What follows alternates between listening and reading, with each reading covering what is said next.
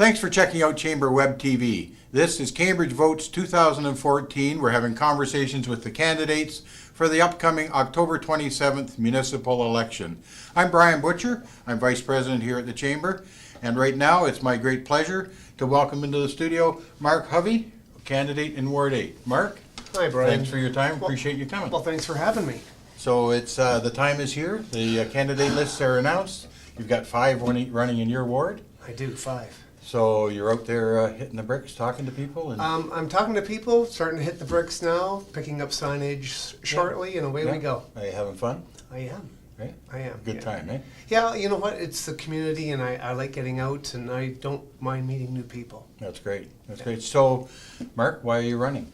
Well, I have a passion for the community. I've been in here for 15 years. I've lived in Ward 8 for 15 years. Mm-hmm. I'm raising my family there. I've got a kid in high school now. I've got one in elementary, so I get the gambit of what's going on there. From a kid's point of view, safety is a big concern in traffic, considering I live really close to Saginaw and all the schools that are there. But that's the reason I'm running, passion for everything that goes on there. And with the safety comes accessibility and comes economy. And I want us to grow together. And I see Cambridge as a long-term the place to be. So I want to be part of that, and I'd like to be part of the equation that puts it all together going forward. That's great. That's great. As a Ward 8 councillor, if you're successful, you'll also be a councillor for the whole city. Yes. I'd like to ask you, what do you see as the biggest issue facing the city of Cambridge and maybe all municipalities in Ontario? Well, that's a tall order. Yes, it is. I'm going to go with accessibility. But accessibility in the sense of transportation in general. And that would be either with the LRT that is starting up in KW, coming here, second phase, or thinking about GO train access and that kind of thing, and making our area more accessible. Our ward, Ward 8, is really a commuter ward, and town line, up and down town line, we go to the 401 and we go everywhere from there. So I see accessibility. That's part of the infrastructure that is needed to make us more accessible. And if we have transportation, reliable transportation, we can limit the cars, we can limit environmental impact, we can get people reliably to their jobs on time, that kind of thing. So yeah. Yeah, that's a challenge. Yeah, it is a challenge. Ward 8 is a very diverse ward. You have a lot of commercial at half of the Hesper Road area. Yep. You have a lot of industrial, the Thompson Drive, all that part. And of course you have a lot of residential, as you said, some of them who dump out onto the 401 in the morning and head for Toronto. Absolutely. And so on. What do you see as the biggest challenge in Ward 8? Or have you answered that? Is that the same? Yeah, you know what, I'm going to say, I'll go back to the safety aspect. It's big, specifically in the Mattamy Home areas, both north and south, shall we say, and even over on the other side of Franklin. The roads are a little narrow, and the arteries to get to the main arteries are speed havens. Yeah. And the children, there's tons of schools in this area, and you got to be really cognizant of that. And I'd like to think that we could do something about slowing it down and forcing them to use the main arteries to get out of the city instead of doing little cuts and dipsy doodles throughout the suburb, shall we say. So yeah, that's a big deal for me. Always a challenge when people find their own way, and it's not necessarily the best way. True, Yeah. true. Well, that's what I've heard from the people in Ward 8 so far. Yeah, well, those are the ones you want to listen to. That's the biggest concern. Yeah, they'd know. No, they do. So the Chamber is always interested in politicians and candidates and everybody actually that has some bold ideas, some big bold ideas. And I'm wondering do you have any big bold ideas that you'd like to put forward? A big bold idea. Well, I think long term, and I would think 25 years down the road.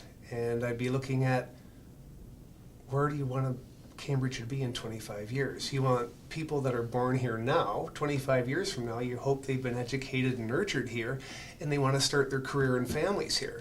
So again, continuing that on, the people that are now 25 years later are getting closer to retirement, and you want to keep them here in an attractive place to stay. So, and you got your retirees. So as you get that accessibility and the long-term plan, do you remember Elliott Lake? And, Oh, yes. Yes, I remember that story. And there's a lot of stories with it, but it was a retirement place to go to. Yeah, So we don't nearly have to go that far. and that was far. That was far. I mean, that's going north. North is okay, but I'd certainly like to have more people here. A stable base, tax-paying members coming in, having your bedroom community really be, oh, Toronto, there's some people are retiring in Toronto. They could take their $1 million homes, $2 million homes, move up here and have a stable income, look for a nice place to live. We have amenities that would be attracting them. And again, back to accessibility and transportation. If it's reliable, they can go back. Or they can do the LRT in 25 years and they can head over to Center in the Square or whatever the venue is from a entertainment point Sure. of view, or arts and culture, or go down, you know what, the Dunfield. We are doing some things that are setting us up for world class, but I won't say a retirement center, but it definitely would be nice to have all those things come together that people want to stay and live here in Cambridge.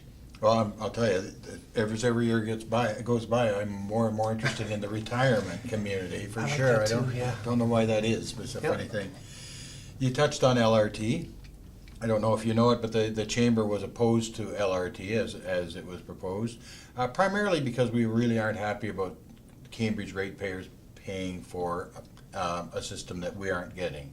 Right. Or certainly we aren't getting the same way. We're not getting the trains for a very long time. Correct.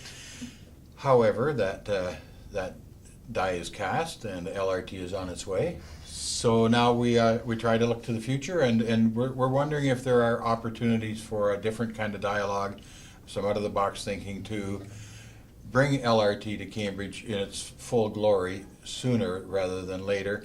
Or, well, I'm interested in knowing, do you think that's a good thing to do? Do you think there's some opportunities there? There's always opportunity, good dialogue, open communication, compromise. I can see that all coming together. It'll take a concerted effort, considering it's a regional affair and it's starting already up there, and it will come here. We've got some good people in place. We've got hopefully some good pushback and some say and some leaning and some voting that could help Cambridge. I don't know what we can do, but it's on a regional level where I'd like to focus our efforts on things that maybe we don't have to pay for as taxpayers, would be like getting GO Train here and having more of the province and the federal government spend some money that way, and we get GO Train, into Milton and do that kind of accessibility down in Toronto. So that would be more affordable and easier to sell here, and maybe even more timely than getting the LRT down. So either way. And the two do tie together. There's They no do. doubt about it. I mean, Kitchener has GO service now, Yep. one train out in the morning, one back in the Yep. evening. Yep. But they have been promised by the province, by the premier, that they'll have two-way all-day GO in the not too distant future. Right. Cambridge has been fighting that battle for decades, trying to get GO service. I think most people know that it's a different route through Milton, as you mentioned. It's a shorter route, a shorter commute, Yeah. and less expensive to build up for GO. All good and things. yet we're still fighting the battle, and I'm wondering where you see that going.